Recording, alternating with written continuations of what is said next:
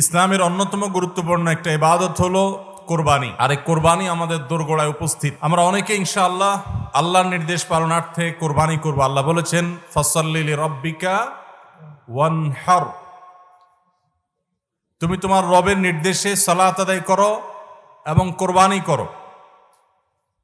এই কোরবানির ইবাদত এমন একটি ইবাদত, এই ইবাদতের প্রতি আমাদের দেশের মানুষের আগ্রহ অন্যান্য ইবাদতের তুলনায় একটু বেশি। আলহামদুলিল্লাহ, তুলনামূলকভাবে অন্য অনেক ইবাদতের চাইতে কোরবানি করার ব্যাপারে আমাদের আগ্রহ একটু বেশি। এটার বিশেষ কারণ আছে। অন্যতম বড় যে কারণ সেটি হলো যে এটাকে আমরা উৎসব এবং কালচার হিসাবে নিয়েছি। সন্দেহ নেই এটা উৎসব, সন্দেহ নেই এটি কালচার, কিন্তু এটার প্রধান উদ্দেশ্য যদি ইবাদত না হয় তাহলে সেই আমল, সেই ইবাদতের, সেই ভালো কাজের বিনিময় আল্লাহর কাছে আশা করা যাবে না। সম্মানিত ভাইরা, যেহেতু কোরবানি আমাদের সামনে চলে আসছে, এজন্য আমাদের কোরবানিকে অর্থবহ করবার জন্য আমরা আজকে কয়েকটি গুরুত্বপূর্ণ বক্তব্য, গুরুত্বপূর্ণ কয়েকটি নির্দেশনা দিতে চাই। প্রথম কথা হলো যে আমাদের কোরবানির উদ্দেশ্য যদি হয় ফ্রেশ গোশত আহরণ করা, আমাদের কোরবানির উদ্দেশ্য যদি হয় সমাজের মানুষের সামনে নিজের ইজ্জত রক্ষা করা, প্রতি বছর কোরবানি দেই, এবছর না দিলে মানুষ কি বলবে, বাচ্চারা কার মুখের দিকে চেয়ে থাকবে, আত্মীয় স্বজন, নতুন আত্মীয় স্বজন কি মনে করবে, এ সকল উদ্দেশ্য যদি আমাদের কোরবানির পেছনে কাজ করে তাহলে সেই কোরবানি আল্লাহর কাছে মাকবুল বা গ্রহণযোগ্য কোনো কোরবানি হবে না। কোরবানি প্রসঙ্গে আল্লাহ রাব্বুল আলামিন বলেছেন ইন্নামা ইয়াতাকাব্বালুল্লাহু মিনাল মুত্তাকিন, আল্লাহ তাআলা শুধুমাত্র মুত্তাকিদের ত্যাগ, তাদের উৎসর্গ, তাদের কোরবানি, তাদের স্যাক্রিফাইস, এটা আল্লাহ তাআলা কবুল করবেন। অতএব যাদের ভিতরে তাকওয়া নাই তাদেরটা আল্লাহ তাআলা গ্রহণ করবেন না, কবুল করবেন না।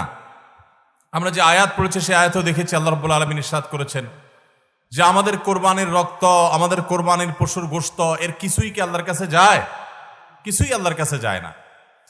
অন্য সব ইবাদত, আর্থিক ইবাদত, এটার ফিডব্যাক আমাদের কাছে আসে না সাধারণত।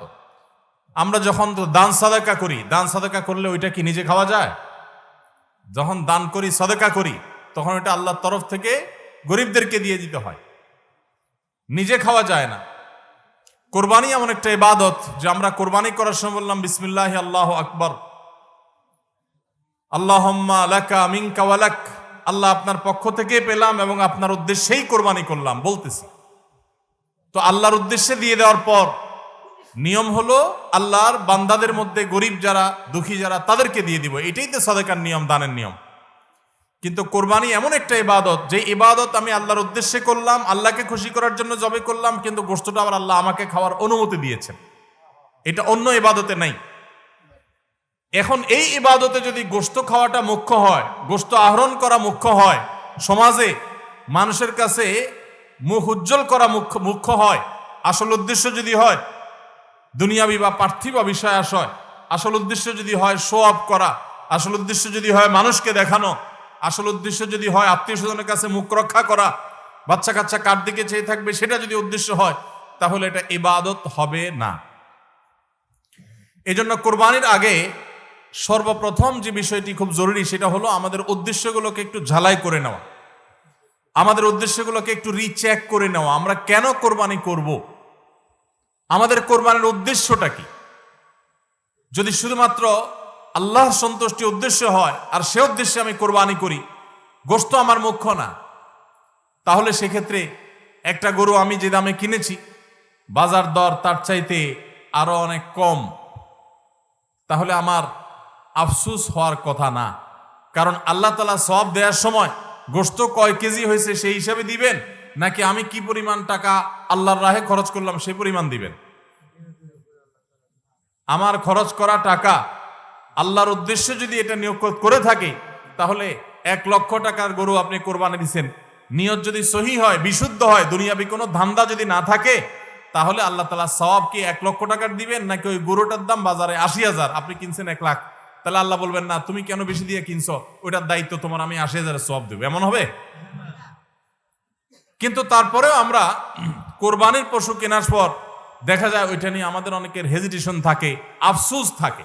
হ্যাঁ, সন্দেহাতীত ভাবে আপনি মার্কেটে যে গরুর বাজারে যে মূলামূলি করে উপযুক্ত ন্যায্য মূল্যে আপনি কিনবেন, অতিরিক্ত দাম কোনো যৌক্তিক কারণ ছাড়া আপনি কসাইকে বা গরু বিক্রেতাকে কেন দিবেন, সেটা দেওয়ার কোনো যুক্তি নাই। আপনি অবশ্যই মূলামূলি করে ন্যায্য মূল্যে কেনার চেষ্টা করবেন, কিন্তু কেনার পর এর দাম কত হইলো না হইলো, গোশত কয় কেজি হলো, পার কেজি কত পড়লো, তাতে লস হইলো না লাভ হলো, এগুলা সবগুলো প্রমাণ করে যে কোরবানির উদ্দেশ্যে ভেজাল আছে। ভাইরা আমার, আমরা কোরবানি সাধারণত বেশিরভাগ মানুষ গরু দিতে পছন্দ করি। এর অনেক কারণ আছে অবশ্য। আমাদের দেশে ছাগল উৎপাদন হয় খুব কম, নানা কারণে ছাগল উৎপাদনের জন্য আমাদের এই দেশ, পৃথিবীর অনেক দেশে ছাগল অনেক বেশি উৎপাদন করা যায়। বৃষ্টি বাদল এবং ঝড় তুফানের দেশে ছাগল উৎপাদন করা নানা কারণে কঠিন, যার কারণে গরু উৎপাদন বেশি হয়, আমরা গরু কোরবানি বেশি করি। এটা দোষের কিছু না, বরং এটা স্বাভাবিক। কিন্তু আমাদের অনেকের হয়তো গরু কোরবানি করার মতো সাধ্য নাই, ছাগল কোরবানি করার সাধ্য আছে। তারপরও দেখা যায় হাওলাত বরাত করে হলেও গরু কোরবানি দেই। কেন? কারণ ছাগল কোরবানি দিলে আশেপাশে মানুষ কি বলবে। এরকম জিনিস আমাদের মধ্যে আছে না নাই? যে এত বড় লোক মানুষ, এতদিন তো জানতাম পয়সা করি আছে, উনি আবার ছাগল কোরবানি দিল, তাহলে চোখ মুখ মানুষের সামনে কেমনে দেখাবে? ভাইরা আমার, তো মানুষের কাছে কি বলবো, মানুষ কি বলবে, এই চিন্তা করে যদি গরুর জায়গায় ছাগলের জায়গায় আপনি গরু দেন, হাওলাত করিও দেন, তাতে আপনার এই কোরবানির দ্বারা সওয়াব হবে না। ভাইরা আমার, সবচেয়ে বেশি নিয়তের মধ্যে ভেজাল থাকে যেই ইবাদতে, তার নাম কোরবানি। অন্য কোনো ইবাদতে নিয়তের মধ্যে ভেজাল এত বেশি থাকে না, কোরবানিদের মধ্যে নিয়তের ভেজাল যত বেশি থাকে। কারণ কি? কারণ হলো ওই যে কোরবানি করার পর এটার ফিডব্যাক, এটার উপকারিতা, গোশতগুলো, এগুলো সব নিজেই ভোগ করে মানুষ, আপনার কাছে আবার ফিরে আসে। এই জন্য নিয়তের মধ্যে ভেজালের সম্ভাবনা অনেক বেশি থাকে। ভাইরা আমার, আমাদের প্রিয় নবী সাল্লাল্লাহু আলাইহি সাল্লাম তিনি কিন্তু গরু কিংবা ওঁট দিয়ে কোরবানি দেন নাই।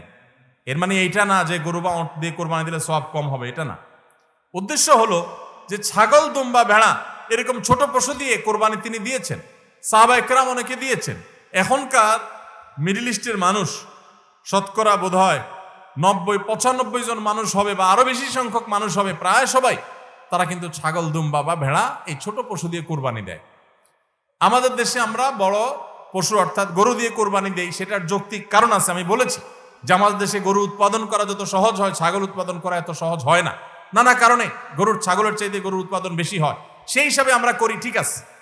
কিন্তু যদি উদ্দেশ্য হয় বড় পশু কোরবানি করে আমি বড় কোরবানি দাতা জাহির করব নিজেকে, তাহলে এর মাধ্যমে সওয়াব হওয়া তো দূরের কথা, মানুষ দেখানো ইবাদত করার কারণে শিরকে আসগরের গুনাহ হওয়ার আশঙ্কা আছে। আমার কথা কি বুঝাইতে পারছি? ভাইরা আমার, আমাদের দেশে বাস্তবতা হলো কিছু নেককার মানুষ আছেন, আল্লাহ তাআলা পয়সা করে দিয়েছেন, হালাল টাকা, আবার আল্লাহর উদ্দেশ্যে বড় পশু কুরবানি করে গরিব দুঃখীকে গোশত খাওয়ায়, গরিবদের পুষ্টির যোগান হয়, এরকম নেক উদ্দেশ্যওয়ালা মানুষ আছে আলহামদুলিল্লাহ। কিন্তু এই সীমিত সংখ্যক মানুষ ছাড়া সাধারণত গরুর সাইজ যত বড় হয় নিয়তের ভেজাল তত বেশি হয়। আমি কি আপনাদের বুঝাতে পারছি? সাধারণত গরুর সাইজ যত বড় হয় নিয়তের ভেজাল তত বেশি হয়।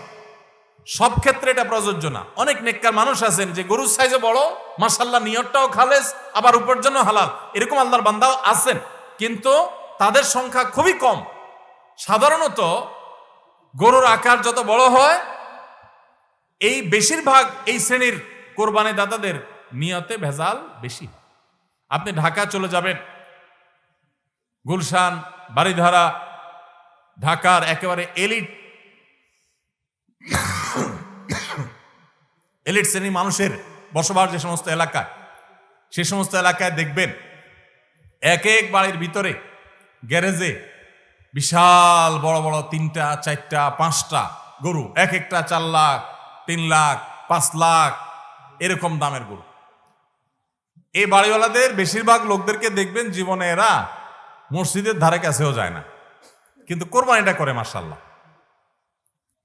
কারণ কি? একে তো কোরবানি করে গরিব দুঃখী লাইনে দাঁড়ায় থাকবে, আপনার চেয়ারে বসে বসে গরিব দুঃখীরে কোরবানি গোশত দেব, ভালোই তো লাগে। একটা বাকাওয়াতি জাহির হয়, দানবীর সেটা জাহির করা যায়, উৎসব হয়, আনন্দ হয়। আমি আগে বলেছি কোরবানি এটা উৎসব, কোরবানি একটা ইবাদত, এটা ইসলাম এবং মুসলমানদের সংস্কৃতি, সন্দেহ নেই। কিন্তু সব কিছুর উপরে ইবাদতের মানসিকতা প্রাধান্য থাকতে হবে। কারণ ইব্রাহিম আলাইহিস সালাম যে কোরবানি করেছিলেন, সেই কোরবানি মূলত আল্লাহর নির্দেশ পালনার্থে করেছিলেন। তিনি মূলত আল্লাহর কাছে প্রমাণ করেছেন বা আল্লাহর কাছে প্রকাশ করেছেন যে আল্লাহ যত আদেশ করেন, যত নিষেধ করেন সব তিনি মানবেন। এমনকি নিজের সন্তানকে কোরবানি করার নির্দেশ আল্লাহ করার পর সেটাও মানতে তিনি প্রস্তুত হয়েছেন। আল্লাহ সন্তান কোরবানি হইতে দেন নাই, কিন্তু তিনি পরীক্ষায় পাশ করে ফেলেছেন। এই কোরবানি আমাদেরকে শিক্ষা দেয় আল্লাহর আদেশ নিষেধ আমার যুক্তিতে ধরুক আর না ধরুক, আমার বুঝে খাটুক বা না খাটুক, আমার পক্ষে যাক আর বিপক্ষে যাক, আমার ভালো লাগুক আর না লাগুক, সর্বাবস্থা আমি আল্লাহর আদেশ নিষেধ মেনে চলবো। এটাই হলো কোরবানির প্রধান শিক্ষা। আল্লাহ তাআলা আমাদের সবাইকে সেই শিক্ষা মাথায় রেখে শুধুমাত্র আল্লাহকে খুশি করার উদ্দেশ্যে কোরবানি করার তৌফিক দান করুন। মেয়ে বিয়ে দিয়েছেন বা ছেলে বিয়ে করাইছেন, ব্যয়ের বাড়ি থেকে মেহমান আসবে, ব্যয়েরা জিজ্ঞেস করবে ব্যয় কি কোরবানি দিচ্ছেন, একটা ব্যাপার সেপার আছে। তখন যদি বলেন যে ব্যয় সাহেব এবার টাকা পয়সা হাতে নাই, সেজন্য এবার কোরবানি দিব না, তাহলে মুখ থাকে। এই জন্য একটা কোরবানি দেওয়া লাগে। এই কোরবানি কি ব্যয় হিসাবের জন্য হলো না আল্লাহর জন্য হলো? এই ব্যয় হিসাবের জন্য কোরবানি করলে সেটা সওয়াব হবে না, বরং শিরক হবে, শিরকে আসগর। এটাকে শিরকে আসগর বলা হয়। আল্লাহ তাআলা আমাদের সবাইকে আল্লাহকে খুশি করার জন্য কোরবানি করার তৌফিক দান করুন। আল্লাহকে খুশি করার জন্য যে কোরবানি করছেন, মাঝে মধ্যে একটু অ্যাসিড টেস্ট করবেন। অ্যাসিড টেস্ট বলবো, ধরেন আপনি প্রতি বছর গরু কোরবানি করেন, এক বছর হঠাৎ করে ছাগল কোরবানি করেন, ছাগল কোরবানি করেন। আপনি বলবেন ওই বছর তাহলে তো গরু গোশত দিতে পারবো না, তো আরো কয়েকটা ছাগল কিনে কোরবানি আরো বেশি করা যায়, তো একজনে একটা বেশি করলে সমস্যা নাই। ছাগল অনেকগুলো কিনে গরিব দুঃখীদেরকে দিয়ে দেন, তারা কোরবানি করে, তারা গোশত খায় ফেলাকে আপনার তরফ থেকে কোরবানি হয়ে যাবে। আপনি একটা ছাগল করেন, দেখেন এটা মানাইতে পারেন কিনা নিজেরে। যদি কোনো অসুবিধা না হয় মানাইতে, তাহলে আলহামদুলিল্লাহ আল্লাহর শুকর আদায় করতে পারেন যে আপনার নিয়তের মধ্যে বোধহয় ভেজাল নাই। আর যদি মনে হয় না প্রতি বছর গরু দেই, এবার ছাগল দিলে কেমনে হয়, মানুষ কি বলবে, তাহলে বুঝতে হবে ডাল মে কুছ কালা নেই, পুরা হি কালা হয়। আল্লাহ তাআলা আমাদের সবাইকে ইখলাসের সাথে তাকওয়ার সাথে কোরবানির এই আমলটি সম্পাদন করার তৌফিক দান করুন। ভাইরা আমার, কোরবানির সামনে আসছে, এখন থেকে আমরা একটু পরিবারের সদস্যদেরকে নিয়ে বসি, বাচ্চা সহ ফ্যামিলির সব সদস্যরা একটু বসেন, মশওয়ারায় বসেন, পরামর্শ মজলিসে বসেন, বসে জিজ্ঞাসা করেন আমরা আসলে কোরবানিটা কেন করতেছি। গোশত খাওয়া, ফ্রেশ গোশত আহরণ করা, মানুষের সামনে নিজেদের মুখ উজ্জ্বল করা, কি ধান্দা, উদ্দেশ্য কি? একজন একজন করে সবাই মতামত নেন এবং এটা নিশ্চিত করেন যে আমরা আল্লাহর জন্যই কোরবানি করছি। এটা কিভাবে নিশ্চিত করব? একটা তো বললাম যে বিশাল বড় গরু কোরবানি করেন সব সময়, এবার একটু ছাগল কোরবানি করেন, দেখেন তো মনে মানাইতে পারেন কিনা। কারণ আপনি বলবেন ভাই গরু কোরবানিতে অনেক টাকা লাগে, ছাগলে তো অনেক কম টাকা লাগে, তাহলে এই কোরবানি ওইটা চাইতে কিভাবে উত্তম হয়? আমি উত্তম বলতেছি না, আমি বলতেছি যে আপনার নফস, আপনার মন মানে কিনা যে আমি গরুর জায়গায় ছাগল কোরবানি করলেও তো হবে, হবে না হবে না? কেউ যদি ছাগল কোরবানি করে তার কোরবানি হবে কি হবে না? হবে। কোরবানি ছাগলও করা যায়, গরুও করা যায়, ভেড়াও করা যায়, দম্বাও করা যায়, মহিষ দিয়েও করা যায়, উট দিয়েও করা যায়, এই সব পশু দিয়ে কোরবানি করা যায়। অতএব আপনি এবছর একটু ছাগল দিয়ে করেন, বাকি গরু কেনার যে আরো বাজেটের টাকা ছিল সেগুলো দিয়ে আরো কয়েকটা ছাগল কিনে গরিব মানুষকে দিয়ে দেন, ওটা যাতে এলাকা মানুষ টেন না পায়, অন্য এলাকায় দিয়ে দেন। আমরা সুন্নাহ ফাউন্ডেশনের তরফ থেকে সারা দেশে বিভিন্ন জায়গায় জায়গায় কোরবানি করি। অনেক প্রবাসী আছেন, অনেকে ইউরোপ আমেরিকার এমন এমন দেশে আছেন সেখানে কোরবানি চাইলেও করা যায় না, সুযোগ নাই। বা দেশে অনেকে আছেন যে তার হয়তো সে সুযোগ নাই, ক্যাপাসিটি নাই, নানা কারণে সুবিধা অসুবিধা আছে। তো আমরা তাদের তরফ থেকে কোরবানি করে দেশের বিভিন্ন গরিব দুঃখীদের আপনার বাসা বাড়িতে আমরা তাদের ঘরে ঘরে গোশত পৌঁছাই দিই। তো আপনি গরুর বাজেটের টাকা দিয়ে একটা ছাগল কিনে বাকি টাকা দিয়ে এরকম ছাগল কিনে মানুষকে দান করে দেন, জবাই করে অন্য মানুষকে গোশত দিয়ে দেন, এলাকা দিলেন না, মানুষ টের পারো না। তাহলে মনকে মানাতে পারেন কিনা দেখেন। এটা হলো অ্যাসিড টেস্ট। আমি বলতেছি না সবসময়, মাঝে মধ্যে এরকম করে দেখেন যে মন মানে কিনা। যদি দেখেন যে না মন মানে, তাহলে আলহামদুলিল্লাহ ভাইরা আমার। আর একইভাবে মাঝে মধ্যে আমার কোরবানি আমি জবা করলাম, গোশত সব দিয়ে দিলাম, ফ্রিজে খুব একটা ভরলাম না, অল্প স্বল্প রাখলাম। কারণ আল্লাহ তাআলা বলেছেন ফাকুলু মিনহা ওয়া আতি'মুল বাঈসাল ফাকির, ফাকুলু মিনহা ওয়া আতি'মুল কানি'a ওয়াল মু'তার। কোরবানি গোশত নিজেও খাবো, গরিব দুঃখীকেও খাওয়াবো, যে চায় তাকেও দিব, যে চায় না আত্মীয় স্বজন তাদেরকেও দিব। অতএব মুস্তাহাব এই তিনও ভাগে ভাগ করা, কিন্তু এটা ফরজ ওয়াজিব না। তাহলে আমি পরিমাণ একটু কম রেখে বেশিরভাগই দিয়ে দিলাম। মন মানে কিনা দেখেন, মন মানে কিনা। অনেকে আছেন লামসাম সামান্য একটু দিয়া আর সব ফ্রিজে ঠেলতে ঠেলতে ফ্রিজের দরজায় লাগে না, পারলে রশি দিয়া বাঁধে যে দরজা লাগে না। কারণ গোশত, পায়া, ভুড়ি, কলিজা, ফ্যাপসা সব ঢুকাইতে ঢুকাইতে ফ্রিজ বেচারা জাম হয়ে গেছে। তাহলে কোরবানি কেন করতেছি? গোশতের জন্য যদি কোরবানি হয়, এই কোরবানি করবাই না, এটা ফুর্তি। কোরবানি তো ত্যাগের নাম। আপনার ভিতরে ত্যাগ কতটা আছে, ত্যাগের মানসিকতা কতটা আছে। আপনি আল্লাহর রাহে আল্লাহকে খুশি করার জন্য লাখ টাকা দিয়ে গরু কোরবানি করেন, ভালো কথা। আপনার মধ্যে আসলে ত্যাগের মানসিকতা আছে কি এটা প্রমাণ করার জন্য মাদ্রাসা, নতুন মাদ্রাসা হচ্ছে, সেখানে লক্ষ লক্ষ টাকার দরকার আছে, আপনি সেখানে 20,000 50,000 টাকা অকাতরে দিতে পারেন কিনা, এটা অ্যাসিড টেস্ট। সেখানে টাকা বাইর হয় না। কোরবানিতে লাখ টাকা দেন, মাদ্রাসা টাকা দেন না, মসজিদে টাকা দেন না, আরো অনেক দিনের কাজ আছে সেখানে টাকা দেন না। গরিব দুঃখী মানুষ আছে, তাদের দরকার। একজন গরিব তার চিকিৎসা মাত্র 20,000 টাকা হলে হয়ে যায়, আপনি 20,000 টাকা দিতে পারেন কিন্তু দেন না, 2,000 দেন, 500 টাকা দেন, কিন্তু কোরবানির সময় মাশাআল্লাহ 1 লাখ টাকার গরু কিনেন। যদি আল্লাহর জন্যই হয়, স্যাক্রিফাইস যদি হয়, কোরবানিও করেন, ওখানেও দেন, কিন্তু কোরবানির সময় আসেন ওখানে নাই, তাহলে আপনার এই কোরবানিটা কি আল্লাহর জন্য হচ্ছে না নিজের জন্য হচ্ছে, আল্লাহর খুশির জন্য হচ্ছে না অন্য কোনো উদ্দেশ্য হচ্ছে? এই প্রশ্ন জোরালোভাবে আমাদের অবশ্যই রাখতে হবে। ভাইরা আমার, এর মানে আবার কেউ এটা বুঝেন না যে কোরবানি কম হোক আমরা সে চেষ্টা করবো না, কোরবানি আরো বেশি বেশি করার চেষ্টা করবেন। কোরবানি যত বেশি হবে তত আমাদের সব দিক থেকে লাভ। যারা কোরবানি বিদ্বেষী, সেকুলার, বিশেষ করে এক শ্রেণীর মুসলিম বিদ্বেষী নাস্তিক আছে, কোরবানির মৌসুম আসলেই দেখবেন এদের পাখা গজায়।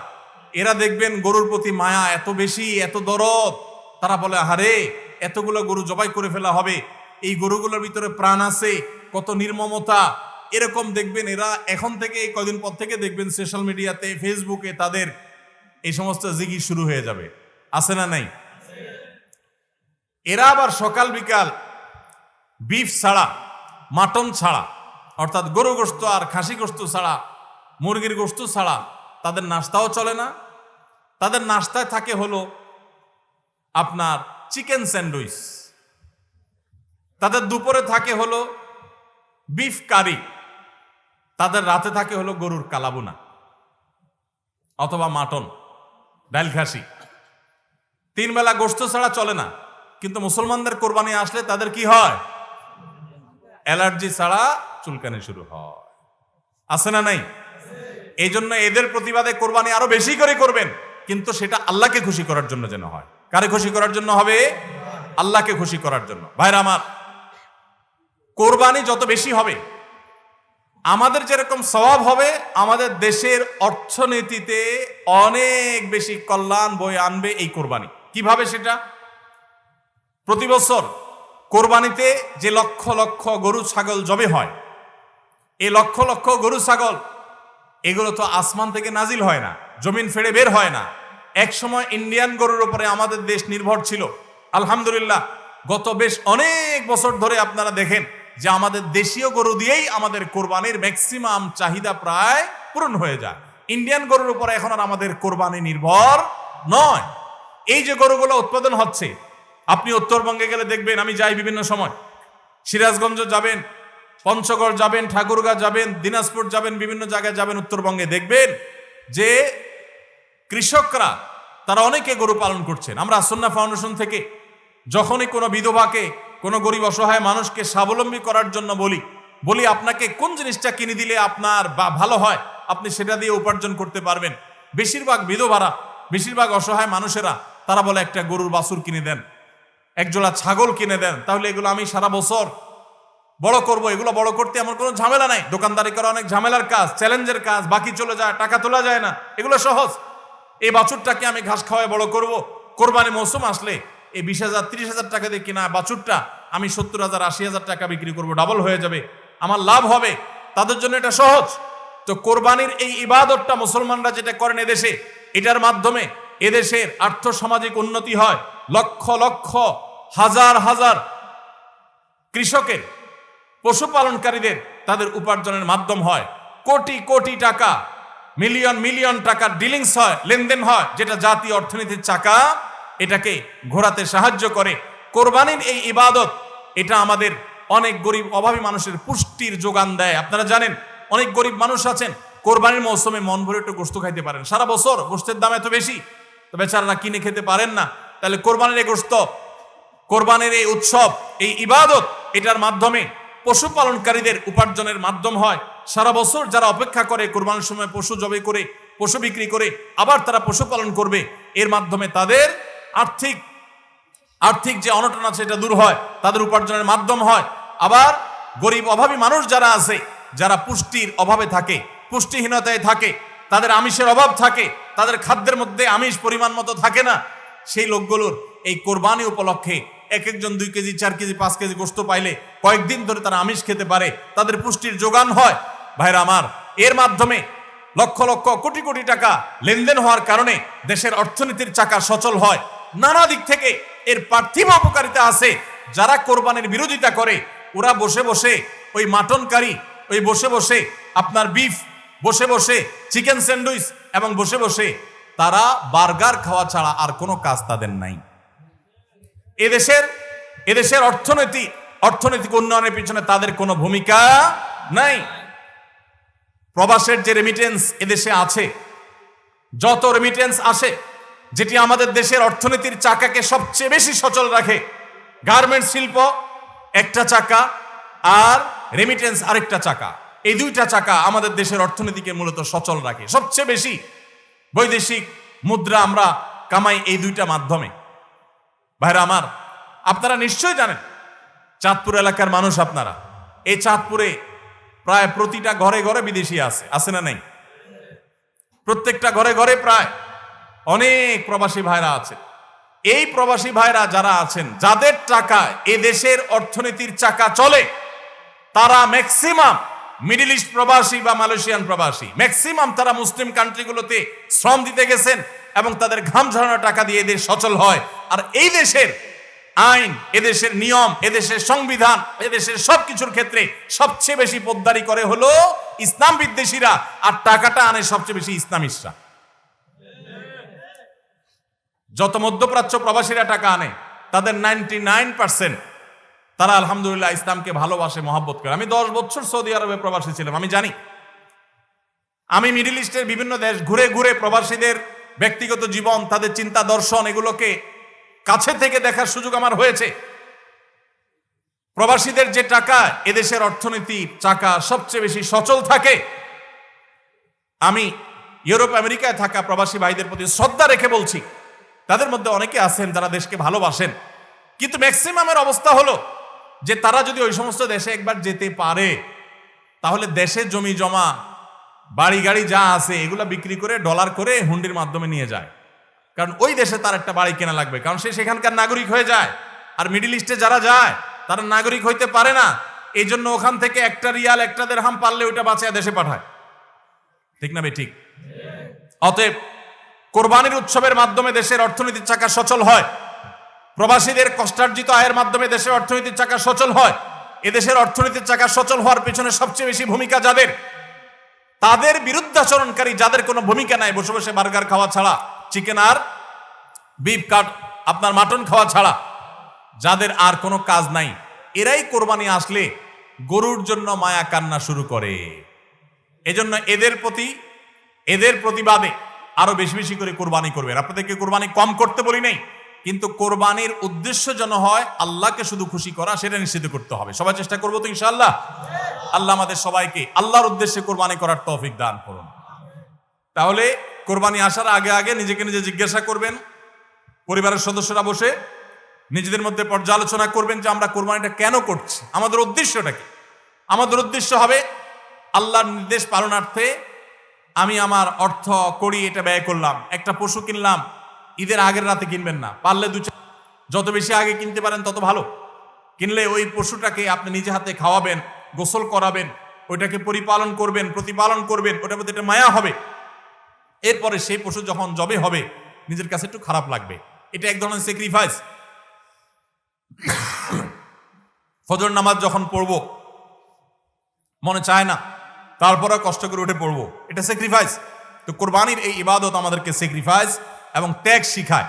আল্লাহকে সন্তুষ্ট করার জন্য আমরা যেই কোনো ধরনের স্যাক্রিফাইস করার চেষ্টা করব। আল্লাহ আমাদের সবাইকে তৌফিক দান করুন।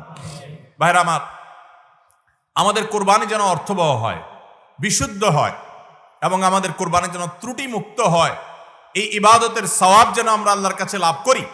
সেজন্য দ্বিতীয় যে পরামর্শ দিতে চাই বা যে দ্বিতীয় আমলটি কথা বলতে চাই সেটি হলো কোরবানির পশু এটা যারা বানাবে সে সমস্ত কসাইদেরকে উপযুক্ত মজুরি আমরা দিব, তাতে কোনো কার্পণ্য করব না।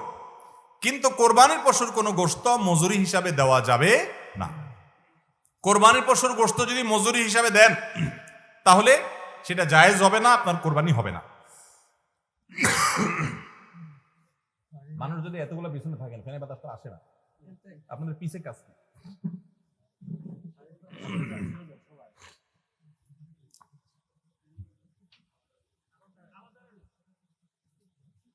জি ভাই,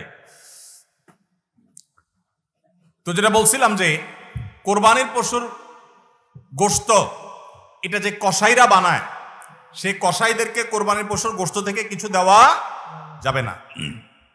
এখন আপনি বলবেন, ভাই কেমন কথা, যেই বেচারা কোরবানির পশুটা জবে করলো, গোশতটা প্রস্তুত করলো, চামড়াটা ছিললো, এত কষ্ট করে বানাইলো, গোশতগুলো সব নিয়ে বাসা তুলে যাবো আর তার কিছুই দিব না, কেমন হয়? দেখতে মনে হচ্ছে এটা অমানবিক না? আসলে কাহিনী ভিন্ন। কাহিনী কি? কাহিনী হলো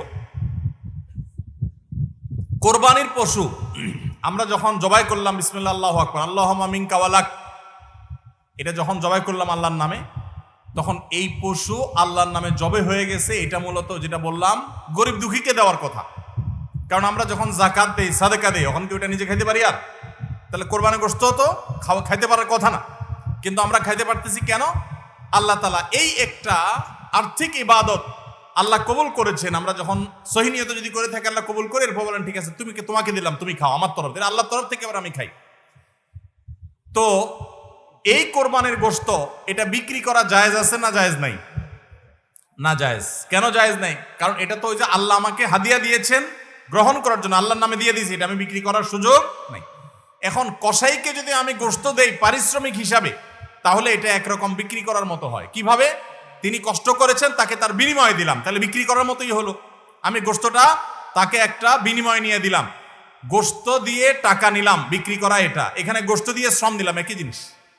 এই জন্য এটা জায়েজ নাই। তাহলে কি করবেন? কসাইকে তার ন্যায্য মূল্য দিবেন। একটা গরু বানানোর জন্য যা লাগে তা পুরাটা দিবেন এবং আগে ভাগে এগুলো চুকায় নিবেন। মুশকিল হলো কসাইরা জানে যে একটা গরু বানাইতে হয়তো বাজার দর অনুযায়ী সে 10,000 টাকা নিত, এখন সে 8,000 রাজি হয়ে গেছে। কেন 8,000 রাজি হয়ে গেছে? কারণ সে জানে তার সাথে আরো যে 3জন 4জন থাকবে, সবাইরে আপনি কমপক্ষে এই 4 জনকে যদি 2 কেজি করে বা 3 কেজি করে গোশত দেন, তাহলে 3-4 12 কেজি হবে। তো 12 কেজি গোশতের বাজারের দাম কত?